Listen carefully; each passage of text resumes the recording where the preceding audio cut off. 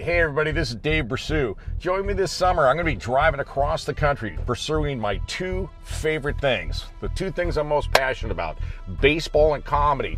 Going to be going to ballparks all around the country and performing at clubs all around the country. And the cool thing is this, I'm going to be doing it with other comedians, and I'm looking for the best fans too. I want to talk to you guys and find out what your passion is. Find out why you love the game. So join me this summer. Look for us to come to a city near you.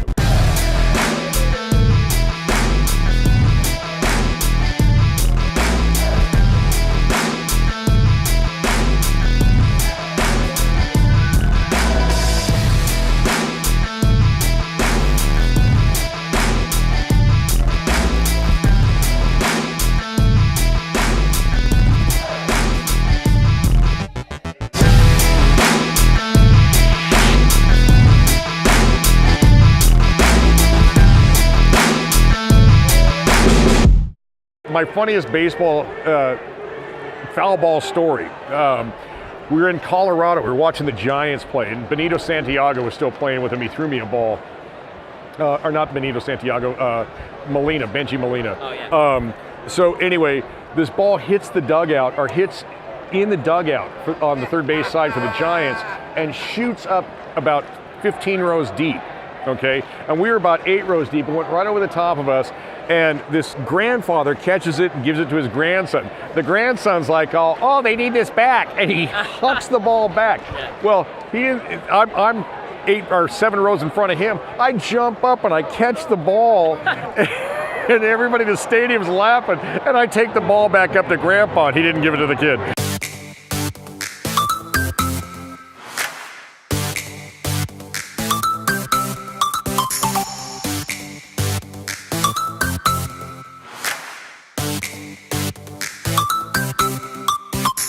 So we are at the Yankees game, one of the hallowed grounds of baseball, the team that has won more World Series championships than any other team. Here with Ed Solomon. Ed Solomon, writer of Men in Black, writer of Bill and Ted's Excellent Adventure, Bill and Ted's Bogus Adventure, was a writer on Laverne and Shirley, and was also a hell of a shortstop in high school, and and we played together. When we were playing, you just had this fluidity as a fielder, okay? And I remember that because I remember playing, because we competed against each other for the starting position on the Frosh soft baseball team. Oh, thank God. I think you got injured, right? I got injured. Thank God. And you're still playing ball, though, you told me. Well, I play softball. My dream was to play in a Central Park league. Like that, just play in a Central Park on a warm night, summer, that would be like a dream come true. So I signed up for a league, and every game's been at Roosevelt Island. You have to leave the day before, basically, to get it's like a road trip. I have to take road trips to play at my home field. We played with a guy that actually threw a perfect game. I was on the right side. I was on the team that won, and I remember playing shortstop, and like the 5th inning auto, I'm like, don't hit the ball to me. I don't want to make the error that causes the problem with this. But you were on the other team. I was. And you were just telling me on our way in here, you were the last batter. I was the last batter. You were the 21st batter. The top of the bottom of the top of whatever the last 7th inning. Last batter up. I get a couple balls on me. I get a couple strikes on me. And last pitch comes in, and I swing at it, and I miss it. Strike 3, perfect game. And Craig's mom comes up to me and says, Ed, I know what you did there, and thank you. No! Mrs. Olson said that to you? Thank you. I know you did that on purpose. And I was so flummoxed because I appreciated that she thought I had, that she thought I was a good enough player. So I just kind of didn't say anything. And now I wish, now I guess I should say this to Craig's family. I actually did not do it on purpose. The truth is, I remember that it was so crazy. I still remember the pitch. It was a little high, but I really was going for it. No, it was like, yeah. This is great. This is great. We've already seen a triple play today. Now we're seeing a good ball game, and we're not going to talk about something else that we're seeing right now. Who introduced you to the game? Well, I think with a lot of people, right? It's one of the first things one does with a parent.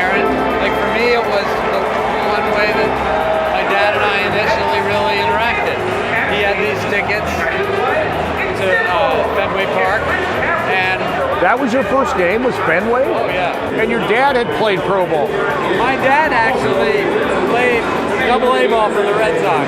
Yeah, he pitched I think one season, and he got hit with a line drive in the knee. But my dad always loved baseball, and I think for so many people, like how can look at this? What other event happens this many times a year? Yeah, 81 home games a year. That like get this many people come. There's something about walking in, the lights on the field, like that first moment you see Right. the grass. It's like it's always my favorite moment. Is like walking in and seeing the field for the first time and going, "Wow, I'm at a ballpark."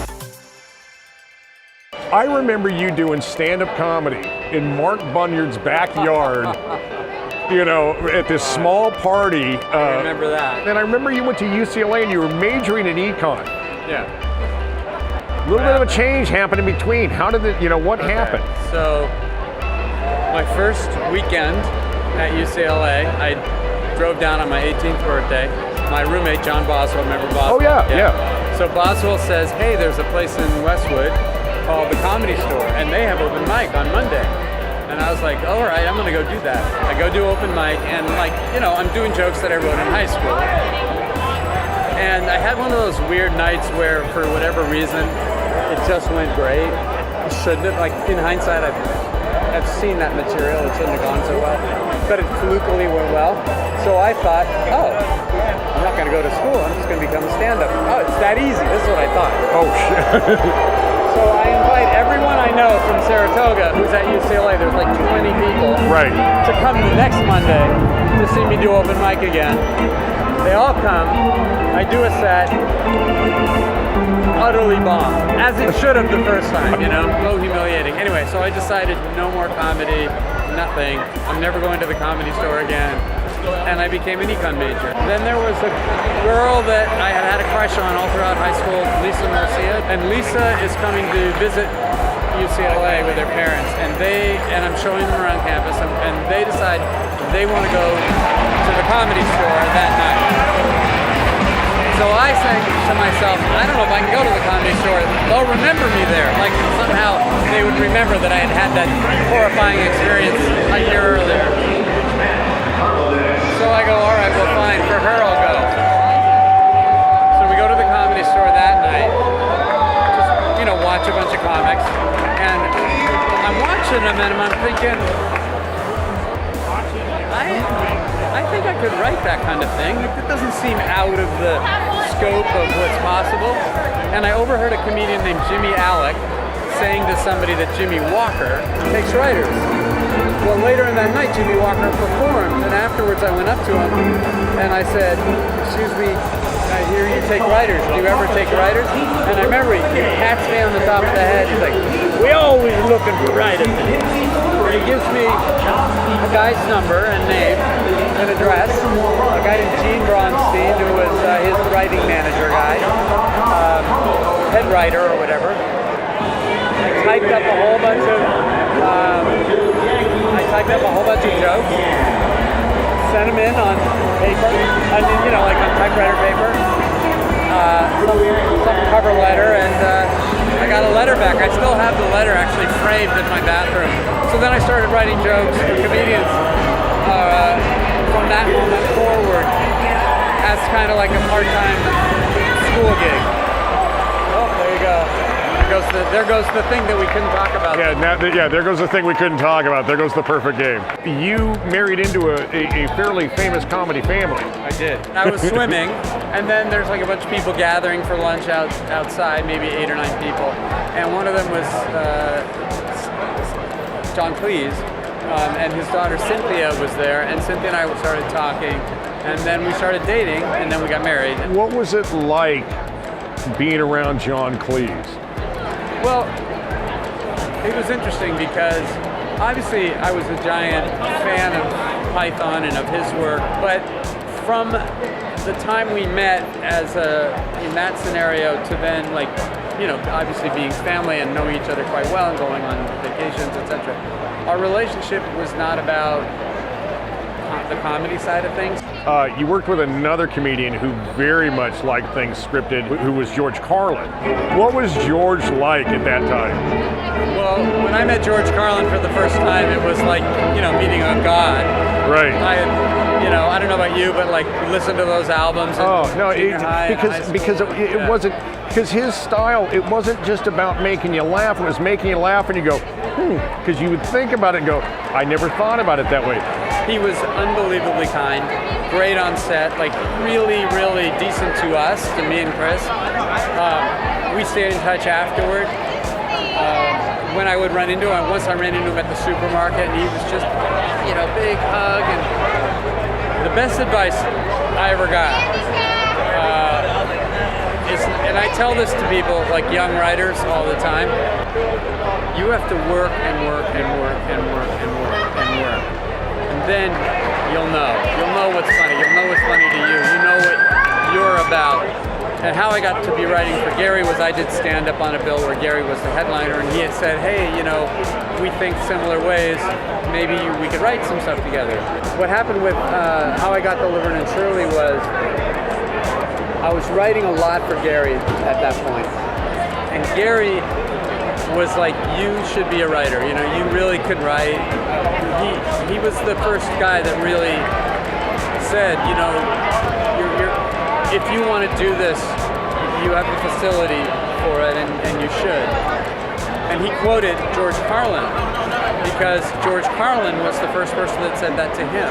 So I went from just being funny because it was the thing to do, and kind of to having to be professionally funny in a room of professional funny people at a pace that was unreal even for TV. About a weekend, the producer, Mark Sotkin, makes this big announcement, and he says, all right, everybody, we have a lot of work to do. Everyone's going to get really tired. So every day, 3 to 3:30 is nap time.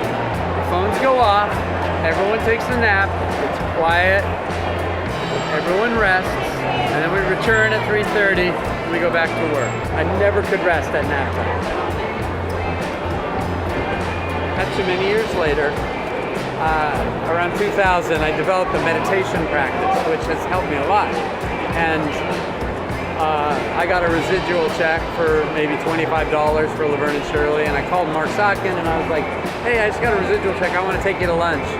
Because, he'd given me my first job, and we were talking, and we were talking about meditation, because Mark was into meditation and now, and I was like, Mark, I wish I knew how to meditate, because it would really help me during nap time. And he's like, nap time? And I'm like, yeah, nap time. Well, at nap time from 3 to 3:30 when everyone was taking naps, if I had meditated, I'd have come back all fresh. Everyone always came back from nap time so fresh and relaxed, and I was always kind of not that fresh because I could never sleep. And he's like, nap time? No, it's not. You announced nap time.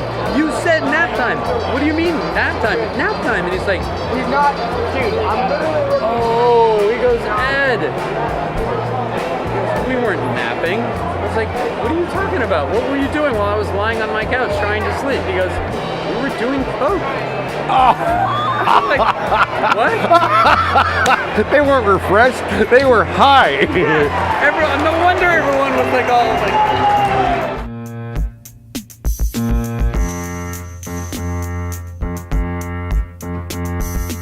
We are with Patrick Haggerty, one of my favorite comedians in New York, because two reasons. One, I think he's incredibly well written, and two, because he's a baseball fan. Tell me how you became a Yankee fan.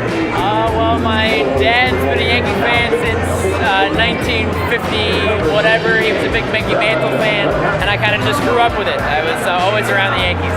I went to my first Yankee game in 1998 when I was 7 years old, and I was given favorite Yankees, and I was told, this is your team, So plenty of friends of mine who decided to be a fan of the opposite of what their father liked, just to be pains in the ass.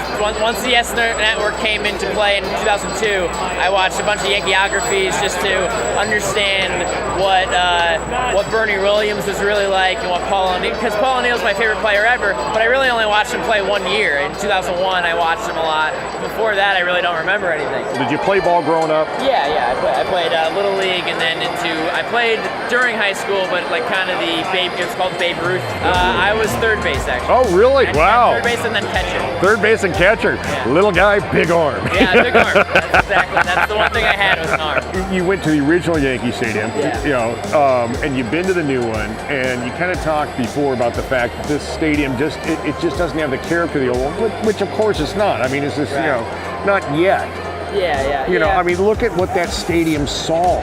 Babe Ruth played in that right field, and Mickey Mantle played in that center field. Right. So the fact that they took the stadium down, it was a bummer. But this stadium, it's okay. I mean, I like the stadium fine. It's just, I guess part of the character of the old stadium was just that the columns were covered in dirt, and you would go inside, and there was like, now it's not really an inside anymore. Everywhere is kind of, you can see the field from everywhere. I remember one thing that Paul O'Neill said after the Joe Girardi triple in 1996 World Series, Game 6 World Series. Girardi hit a triple, and when he hit home plate, the plate was shaking because the stadium was so loud. I mean, it's still my favorite stadium. You know, I like the old stadium better than this stadium, but I like this stadium better than any other stadium other than the old stadium. What other ballparks you been to? I've been to Fenway. I've been to. Well, you couldn't like that even if you wanted to. Yeah, I mean that's the thing. I love the stadium, but I just hate the team so much that I can't like the stadium. So when I was younger, I would come to more games. I'd come to 10 to 15 a year. Nowadays, because of comedy, I come to maybe 6 to 8 or something like that. And why is that? Because of comedy? I do comedy all the time. How long have you been a comic now? 6 years. 6 years. How many mics a week do you think you hit? Well, I host 3, and then I'll go to another 4, and I'll have a show a week as well. So I do about around 10 sets a week in that general area.